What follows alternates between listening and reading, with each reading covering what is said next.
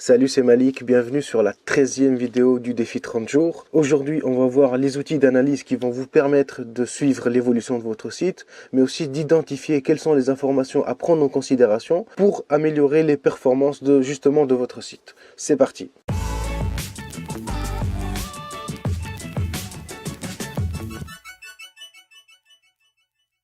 Alors, l'erreur que fait tout le monde, c'est de penser que avoir un site, c'est largement suffisant.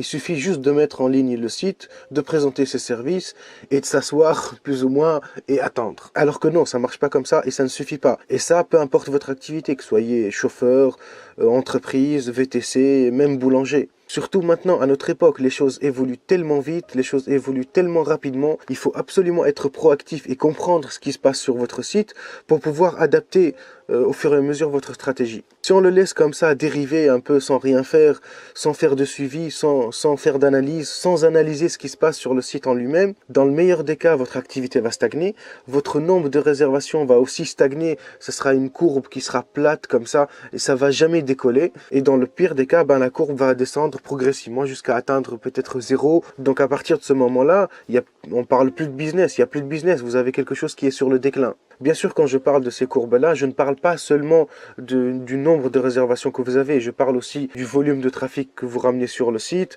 combien de temps il reste sur le site, combien de pages il consulte, quel est le taux de conversion, etc. Il faut faire très attention à ces éléments-là parce que en face, la concurrence, eux, ils font ce travail de suivi et d'optimisation. Quand on monte un business et quand on a quelque chose à vendre sur Internet, c'est indispensable de contrôler et d'avoir une vue sur les chiffres. Surtout si votre objectif, c'est de faire de la quantité et d'avoir plusieurs clients. Si par exemple, vous arrivez à obtenir 10 clients avec votre site actuel, en analysant le trafic, le nombre de visiteurs, le nombre de pages consultées, le taux de conversion, le taux de rebond, etc., vous allez pouvoir réfléchir et mettre en place des stratégies, des optimisations qui vont vous permettre d'avoir 3, 4, 5, 6 clients en plus tous les mois. Il n'est pas question de parler de chance ou de hasard. Il y a beaucoup de personnes qui pensent ça. Il y a beaucoup de gens qui pensent ça. Oui, un tel, il a un site qui marche ou il a un site qui a marché parce qu'il a eu de la chance. Non, c'est pas de la chance. Son site, il marche bien parce qu'il a fait le travail qu'il faut. Et à la rigueur, si c'est pas lui qui a fait le travail, il a payé quelqu'un pour le faire. C'est tout. C'est comme ce que j'entends souvent. Il y a toujours un gars pour me dire, tu sais, j'ai payé un site, je comprends pas, j'ai pas de visiteurs, il y a plein de monde qui viennent sur mon site, mais j'ai aucune réservation. Évidemment, si vous n'utilisez pas les bons outils, si vous n'avez pas les bonnes stratégies, vous n'allez jamais comprendre. Il m'est arrivé une anecdote sur le blog il y a quelques temps. J'avais plein de visiteurs qui arrivaient sur mon site, mais qui repartaient aussitôt, qui repartaient très vite. Donc ils ont fait exploser mon taux de rebond. Et le taux de rebond, c'est le pourcentage de personnes qui arrivent sur votre site, mais qui repartent tout de suite sans cliquer, sans avoir consulté ou sans avoir vu d'autres pages. Ça, c'est le taux de rebond. Et quand j'ai regardé avec les outils que je vais vous présenter là tout à l'heure, j'ai compris tout de suite. Qu'est-ce qui s'est passé finalement? Google a interprété les informations que je lui avais données.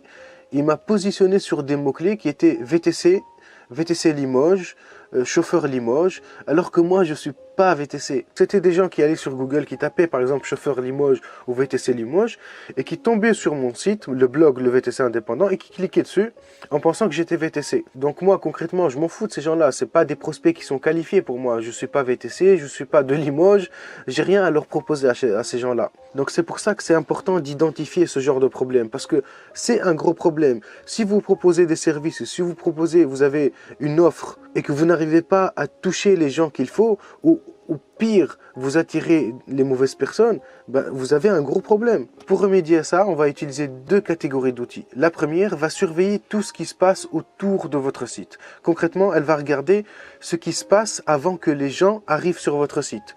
Quel est votre positionnement sur les moteurs de recherche? Sur quel mot-clé votre site il apparaît? Est-ce que toutes les pages de votre site sont bien indexées et répertoriées sur tel ou tel moteur de recherche? Et plein d'autres choses très intéressantes qui sont à connaître et à savoir et à explorer et même à découvrir, que vous allez pouvoir retrouver en utilisant l'outil qui s'appelle Webmaster Tools de Google et un autre outil qui s'appelle Webmaster Tools de Bing, le moteur de recherche Bing. Ces deux outils-là vont vous montrer comment est perçu votre site par justement le moteur de recherche Google et Bing il va analyser le comportement des gens avant même qu'ils arrivent sur votre site. Et quand je parle d'analyse et de comportement, je ne parle pas d'une analyse psychologique ou quelque chose comme ça, non, pas du tout. Je parle plutôt de référencement, parce que Google va pouvoir analyser quels sont les mots-clés que les gens ont tapés, combien de fois ils ont vu votre page, combien de fois ils ont vu votre site sur les résultats de moteur de recherche, est-ce qu'ils ont cliqué ou pas, etc., etc. Ensuite, la deuxième catégorie d'outils, ça va être les outils qui vont surveiller et analyser ce qui se passe directement sur votre site. Ça va être le nombre de visites, quels mots-clés ils ont tapé pour vous trouver, pour arriver sur votre site, à partir de quel site ils ont cliqué quelque part, ils sont arrivés sur le vôtre, les pages les plus consultées, les plus visitées sur votre site, le taux de conversion, le chemin des pages qu'un utilisateur ou un visiteur va parcourir et plein d'autres données à découvrir. Et le meilleur outil pour ça, c'est un outil qui est gratuit qui s'appelle Google Analytics. Donc foncez, allez-y, installez-les, allez les découvrir si ce n'est pas encore fait. C'est pas très compliqué à utiliser, vous allez trouver plein de tutos, plein d'articles qui vous expliquent comment ça marche, comment les installer, comment faire. J'en parle en détail dans la formation sur le référencement si vous voulez prendre un raccourci et éviter de chercher pendant des plombes. Si vous cherchez une raison valable pour utiliser ces outils, moi je vais vous en donner une en béton. Webmaster Tools et Analytics sont des outils qui appartiennent à Google.